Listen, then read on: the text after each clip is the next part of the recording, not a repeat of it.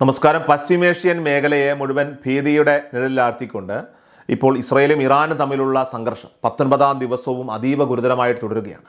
ഇറാൻ്റെ ഭരണകൂടത്തെ തകർക്കുക എന്ന ലക്ഷ്യത്തോടെ ആരംഭിച്ച സൈനിക നീക്കങ്ങൾ ഇപ്പോൾ നിയന്ത്രണാതീതമായിട്ടുള്ള ഒരു മേഖലാ യുദ്ധമായിട്ട് മാറിയിരിക്കുകയാണ്. സമാധാനത്തിൻ്റെ എല്ലാ വാതിലുകളും അടഞ്ഞ ഈ സാഹചര്യത്തിൽ ഗൾഫ് രാഷ്ട്രങ്ങൾ ഉൾപ്പെടെയുള്ള അയൽ രാജ്യങ്ങൾ വലിയ നാശനഷ്ടങ്ങൾക്കും സുരക്ഷാ ഭീഷണികൾക്കും ഒക്കെ തന്നെ സാക്ഷ്യം വഹിച്ചുകൊണ്ടിരിക്കുകയാണ്. ഇസ്രയേലും അതോടൊപ്പം തന്നെ അമേരിക്കയും ചേർന്ന് ആരംഭിച്ച ഈ സൈനിക നീക്കം ഇറാൻ്റെ പരമാധികാരത്തിന്മേലുള്ള കടന്നുകയറ്റമാണെന്നാണ് ആഗോള നിരീക്ഷകരൊക്കെ തന്നെ വിലയിരുത്തുന്നത്. ഇറാൻ്റെ നേതാവ് ആയത്തുള്ള അലി ഖമനയി നേരത്തെ മുന്നറിയിപ്പ് നൽകിയതുപോലെ യുദ്ധം ഒരു രാജ്യത്ത് മാത്രം ഒതുങ്ങി നിൽക്കാതെ പശ്ചിമേഷ്യയെ മുഴുവൻ വിഴുങ്ങുന്ന ഭീകരരൂപം പ്രാപിച്ചു കഴിഞ്ഞു. തങ്ങളുടെ സ്വാർത്ഥ താല്പര്യങ്ങൾ സംരക്ഷിക്കാനുള്ള വൻ ശക്തികളുടെ ശ്രമം സാധാരണക്കാരായിട്ടുള്ള ദശലക്ഷക്കണക്കിന് ആളുകളുടെ ജീവിതം ദുസ്സഹമാക്കുകയാണ്. യുദ്ധം 3ാം വാരത്തിലേക്ക് കടന്നതോടുകൂടി ഇപ്പോൾ ഇതിൻ്റെ ആഘാതം അത് ഗൾഫ് മേഖലയെ ഒന്നാകെ ഇപ്പോൾ പ്രതിസന്ധിയിലാക്കിയിരിക്കുകയാണ്. തുടക്കത്തിൽ ഇറാൻ്റെ സൈനിക കേന്ദ്രങ്ങളെ മാത്രം ലക്ഷ്യം വെച്ചിരുന്ന ആക്രമണങ്ങൾ ഇപ്പോൾ സാമ്പത്തിക സ്രോതസ്സുകളായിട്ടുള്ള എണ്ണവാതക കേന്ദ്രങ്ങളിലേക്കും വ്യാപിച്ചിരിക്കുകയാണ്. ഇത് മേഖലയിലെ വിമാന ഗതാഗതത്തെയും ചരക്ക് നീക്കത്തെയും പൂർണ്ണമായിട്ടും തടസ്സപ്പെടുത്തിയിരിക്കുകയാണ്. ലോകം മുഴുവൻ ഉറ്റുനോക്കുന്ന ഒരു വലിയ മാനുഷിക ദുരന്തമായിട്ട് ഈ സംഘർഷം ഇപ്പോൾ മാറിയിരിക്കുകയാണ്.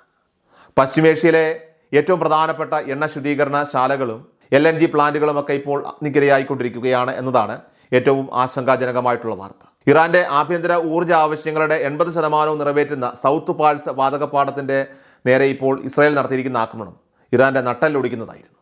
എന്നാൽ ഈ നീക്കം ഇറാനെ തളർത്തുന്നതിന് പകരം കൂടുതൽ രൂക്ഷമായിട്ടുള്ള പ്രത്യാക്രമണങ്ങൾക്കാണ് ഇപ്പോൾ വഴിമരുന്നിട്ടിരിക്കുന്നത്. തങ്ങളുടെ ഊർജ്ജ കേന്ദ്രങ്ങൾ തകർത്തതിന് പ്രതികാരമായിട്ട് ഇറാൻ സൗദി അറേബ്യയിലെയും ഖത്തറിലെയും തന്ത്രപ്രധാനമായിട്ടുള്ള എണ്ണപ്പാടങ്ങളിലേക്ക് മിസൈൽ ആക്രമണം ഇപ്പോൾ അഴിച്ചുവിട്ടിരിക്കുകയാണ്.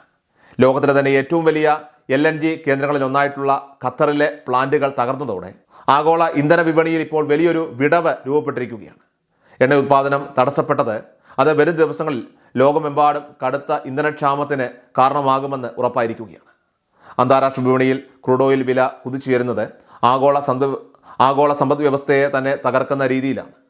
യുദ്ധം തുടങ്ങുന്നതിന് മുൻപ് ബാരലിന് $90 താഴെയായിരുന്ന എണ്ണവില ഇപ്പോൾ $110 പിന്നിട്ടിരിക്കുന്നു. ഇന്ധനവില വർദ്ധിക്കുന്നത് നിത്യോപയോഗ സാധനങ്ങളുടെയൊക്കെ തന്നെ വിലക്കയറ്റത്തിന് കാരണമാവുകയും സാധാരണക്കാരുടെ ജീവിതം അത് കൂടുതൽ ദുരിതപൂർണ്ണമാക്കുകയും ചെയ്യും. ഒരു വലിയ സാമ്പത്തിക മാന്ദ്യത്തിലേക്കാണ് ലോകം ഇപ്പോൾ നീങ്ങിക്കൊണ്ടിരിക്കുന്നത്. ഇപ്പോൾ നശിപ്പിക്കപ്പെട്ടിരിക്കുന്ന ഈ എണ്ണവാതക പ്ലാന്റുകളൊക്കെ തന്നെ പുനരുദ്ധരിക്കുക എന്നത് അത് തീർച്ചയായിട്ടും അത്ര എളുപ്പമുള്ള ഒരു കാര്യമല്ല. കാരണം വർഷങ്ങളുടെ കഠിനാധ്വാനവും കോടിക്കണക്കിന് ഡോളറിൻ്റെ നിക്ഷേപവും ഉണ്ടെങ്കിൽ മാത്രമേ ഇവയൊക്കെ വീണ്ടും പ്രവർത്തന സജ്ജമാക്കാനായിട്ട് സാധിക്കുകയുള്ളൂ. അതുകൊണ്ട് തന്നെ ഇപ്പോൾ ഉണ്ടായിരിക്കുന്ന ഈ ഒരു ഊർജ്ജ പ്രതിസന്ധി അത് ദീർഘകാലം നിലനിൽക്കാനാണ് കൂടുതലും സാധ്യത. ഇത് ലോകരാജ്യങ്ങൾക്കിടയിൽ വലിയ തോതിലുള്ള അസ്വസ്ഥതകൾക്കും അതോടൊപ്പം തന്നെ രാഷ്ട്രീയ മാറ്റങ്ങൾക്കും കാരണമായേക്കാം. അമേരിക്കൻ പ്രസിഡന്റ് ഡൊണാൾഡ് ട്രംപിന് ഈ യുദ്ധം വലിയൊരു തലവേദനയായി തന്നെ ഇപ്പോൾ മാറിക്കഴിഞ്ഞിരിക്കുകയാണ്. തുടക്കത്തിൽ ഇസ്രയേലിനെ പിന്തുണച്ചെങ്കിലും യുദ്ധം ആഗോള വിപണിയെ ബാധിച്ചു തുടങ്ങിയതോടുകൂടി ട്രംപിൻ്റെ നിലപാടിൽ മാറ്റം വന്നിരിക്കുകയാണ്. ഇറാൻ്റെ എണ്ണപ്പാടങ്ങൾ ഇനി ആക്രമിക്കരുത് എന്ന് അദ്ദേഹം ഇസ്രായേലിന് കർശനമായ മുന്നറിയിപ്പും നൽകിയിരിക്കുകയാണ്.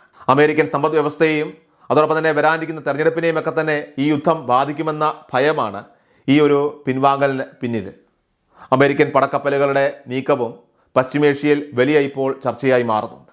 ലോകത്തെ ഏറ്റവും വലിയ വിമാനവാഹിനി കപ്പലായിട്ടുള്ള ജെറാഡ് ഫോർഡിനെ ഗ്രീസിലെ നാവിക കേന്ദ്രത്തിലേക്ക് അമേരിക്ക തിരിച്ചു വിളിച്ചത് ഇറാൻ്റെ പ്രത്യാക്രമണ ഭീഷണിയെ തുടർന്നാണെന്നും കരുതപ്പെടുന്നുണ്ട്. അറ്റകുറ്റപ്പണികൾക്കെന്നാണ് ഔദ്യോഗികമായിട്ടുള്ള വിശദീകരണമെങ്കിൽ പോലും യുദ്ധമുഖത്ത് നിന്ന് പിന്മാറാനുള്ള തന്ത്രപരമായിട്ടുള്ള നീക്കമായിട്ടാണ് പ്രതിരോധ വിദഗ്ധർ ഇതിനെ നോക്കിക്കാണുന്നത്. കരയുദ്ധത്തിനുള്ള തയ്യാറെടുപ്പുകൾ നടക്കുന്നുണ്ടെങ്കിൽ പോലും ഇറാനെ പൂർണ്ണമായിട്ടും വരിഞ്ഞു മുറുക്കാൻ അമേരിക്കയ്ക്കും ഇസ്രയേലിനും ഇതുവരെ സാധിച്ചിട്ടില്ല. ഇറാൻ്റെ ബാലിസ്റ്റിക് മിസൈലുകളും ഭൂഗർഭ അറകളിലെ സൈനിക സംവിധാനങ്ങളുമൊക്കെ തന്നെ ഇന്നും പ്രവർത്തന സജ്ജമാണ്. ഇസ്രായേലിൻ്റെ സൈനിക കേന്ദ്രങ്ങൾക്ക് നേരെ ഇറാൻ നടത്തുന്ന ഡ്രോൺ മിസൈൽ ആക്രമണങ്ങളെ പ്രതിരോധിക്കാനായിട്ട് ആധുനിക പ്രതിരോധ സംവിധാനങ്ങൾ പോലും പരാജയപ്പെടുന്ന കാഴ്ചയാണ് ഇപ്പോൾ കാണുന്നത്. ഗൾഫ് രാജ്യങ്ങളായിട്ടുള്ള സൗദിയും ഖത്തറും യുദ്ധത്തിൻ്റെ തീച്ചൂളയിൽ നിന്ന് രക്ഷപ്പെടാനുള്ള തീവ്ര ശ്രമത്തിലാണ്. തങ്ങളുടെ രാജ്യങ്ങളിലെ എണ്ണപ്പാടങ്ങൾ തകർക്കപ്പെടുന്നത് അത് തടയാനായിട്ട് അവർ നയതന്ത്ര നീക്കങ്ങളൊക്കെ തന്നെ ഇപ്പോൾ നടത്തുന്നുണ്ട്. യുദ്ധത്തിൽ നേരിട്ട് പങ്കാളികളാകാതെ തന്നെ വലിയ നാശനഷ്ടങ്ങൾ അനുഭവിക്കേണ്ടി വരുന്നത് തീർച്ചയായിട്ടും അറബ് രാജ്യങ്ങളെ ഇപ്പോൾ കടുത്ത അമർഷത്തിലാക്കുന്നുണ്ട്. അമേരിക്കയുടെ നീക്കങ്ങളോട് ഇവർ പരസ്യമായി ഇപ്പോൾ വിയോജിപ്പ് പ്രകടിപ്പിച്ചു തുടങ്ങിയിട്ടുണ്ട്. തങ്ങളുടെ പരമാധികാരത്തിന് ഭീഷണിയാകുന്നുവെന്ന് പറഞ്ഞാണ് ഇസ്രായേൽ ഇറാൻ്റെ ആണവ കേന്ദ്രങ്ങളെയും അതോടൊപ്പം തന്നെ മിസൈൽ പ്ലാന്റുകളെയും ഒക്കെ തന്നെ ലക്ഷ്യം വയ്ക്കുന്നത്. എന്നാൽ സമാധാനപരമായിട്ടുള്ള ആവശ്യങ്ങൾക്കായിട്ടാണ് തങ്ങൾ ആണവ ഗവേഷണം നടത്തുന്നതെന്ന് ഇറാനും ആവർത്തിക്കുന്നു. ഉപരോധങ്ങൾ മൂലം തകർക്കുന്ന തങ്ങളുടെ ഊർജ്ജ മേഖലയെ പുനരുജ്ജീവിപ്പിക്കാൻ ആണവോർജ്ജം അനിവാര്യമാണെന്നാണ് ഇറാൻ്റെ വാദം. ഈ തർക്കം ഒരു സായുധ പോരാട്ടമായിട്ട് മാറിയത് അത് ലോകത്തിൻ്റെ തന്നെ നിർഭാഗ്യമാണ്. യുദ്ധം അവസാനിപ്പിക്കാനുള്ള ഗൗരവകരമായിട്ടുള്ള ചർച്ചകളൊന്നും തന്നെ നിലവിലിപ്പോൾ നടക്കുന്നില്ല എന്നത് കൂടുതൽ സ്ഥിതിഗതികളൊക്കെ തന്നെ വഷളാക്കി മാറ്റുകയാണ്. ഐക്യരാഷ്ട്രസഭ ഉൾപ്പെടെയുള്ള സംഘടനകൾ നിസ്സംഗരായിട്ട് നോക്കി നിൽക്കുമ്പോൾ ആയുധങ്ങൾ കൊണ്ടുള്ള സംസാരം മാത്രമാണ് പശ്ചിമേഷ്യയിൽ ഇപ്പോൾ നടക്കുന്നത്. പിൻവാങ്ങാൻ ആരും തയ്യാറാകാത്ത സാഹചര്യത്തിൽ ഈ സംഘർഷം ഇനിയും എത്ര കാലം നീളുമെന്നത് ആർക്കും തന്നെ പ്രവചിക്കാനാവില്ല. സാധാരണ ജനങ്ങളാണ് ഈ പോരാട്ടത്തിൻ്റെ ഏറ്റവും വലിയ ഇരകൾ. ഇറാൻ്റെയും ഇസ്രയേലിൻ്റെയും അതിർത്തികളിൽ താമസിക്കുന്ന ലക്ഷക്കണക്കിന് ആളുകൾ പലായനം ചെയ്തുകൊണ്ടിരിക്കുകയാണ്. ഭക്ഷ്യക്ഷാമവും മരുന്നുകളുടെയൊക്കെ തന്നെ കുറവും ഇപ്പോൾ മേഖലയെ പട്ടിണിയിലേക്ക് നയിക്കുകയാണ്. യുദ്ധം തുടങ്ങി വെച്ചവർക്ക് തന്നെ അത് അവസാനിപ്പിക്കാൻ കഴിയാത്ത ഒരു സാഹചര്യം വന്നതോടുകൂടി ഒരു വലിയ മാനുഷിക വിപത്താണ് ഇപ്പോൾ പശ്ചിമേഷ്യയിൽ ഉടലെടുത്തിരിക്കുന്നത്. അവസാനമായി ലോകരാജ്യങ്ങൾ ഒന്നടങ്കം ഈ യുദ്ധത്തിനെതിരെ രംഗത്ത് വരേണ്ട ഒരു സമയം അതിക്രമിച്ചിരിക്കുകയാണ്. ആഗോള സാമ്പത്തിക ക്രമത്തെയും സമാധാനത്തെയും തകിടം മറിക്കുന്ന ഇത്തരം നടപടികൾ ആർക്കും തന്നെ ഗുണകരമാകില്ല.